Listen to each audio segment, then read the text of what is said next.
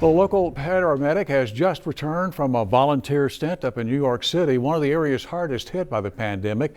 He spoke with our Seth Kovar today, and Seth has more on his stories from the hot zone.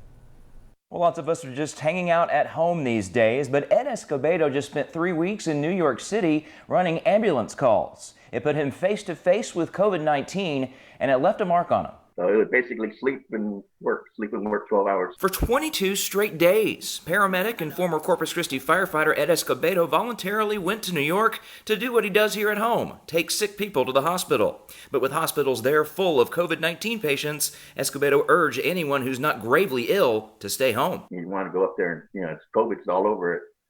It's, going into the frying pan. So you want to do that. Escobedo says he experienced a variety of emotions dealing with patients. Some of their stories stuck with him, like a woman whose husband died from COVID-19, only for her to become infected herself.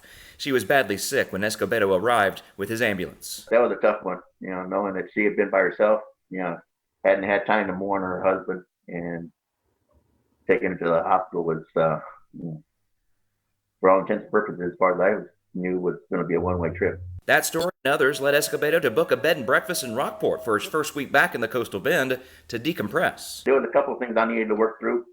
Some of the calls kind of got to me a little bit, so I needed a little time to reflect. Escobedo doesn't consider himself a hero, more of a helper in a community that needs a lot of it. I came up and I helped out. I relieved a little of the stress, a little of the pressure, but I wasn't doing anything, heroic about it now.